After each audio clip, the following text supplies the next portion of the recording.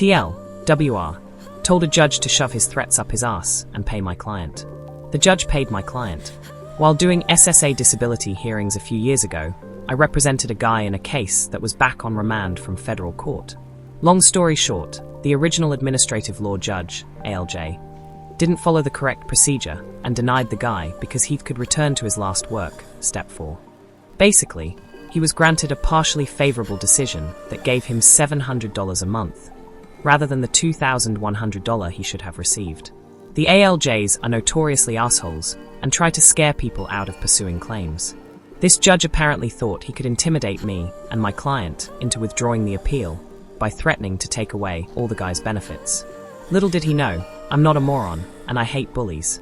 He started the hearing by asking my client if he was aware that he could take all his benefits away. Asking if your counsel has informed you by continuing this hearing, you may lose all benefits and owe all amounts back to the agency as an overpayment. This was completely impossible, because 6 years had gone by since the original decision, and the judge could only reopen the decision within 2 years. The guy was bulletproof on this issue. Also, the job he previously did, computer system installer, was completely obsolete and physically impossible since his physical problems prevented him from lifting more than 20 pounds, and the computer he was installing during the 1980s were 50 to 150 pounds. The judge didn't think about that, and clearly didn't read the federal court remand notice. So, long story short, the judge says to me, "Counsel, have you done your ethical duty and advised your client that he could lose all his benefits today?" To which I responded by looking at my client, and in a full voice saying, "He can't do that." Then, without missing a beat, looked back at the judge and said, "Your Honor, I have advised my client that you cannot take his benefits away." I told the judge we would waive all other procedural portions of the hearings and proceed directly to vocational expert testimony. I asked the vocational expert 2 questions. Would the prior job require lifting more than 20 pounds? And has the prior job existed as performed since 1999? She quickly answered no to both questions, and then on her own elaborated all the reasons why. Total hearing was 6 minutes long.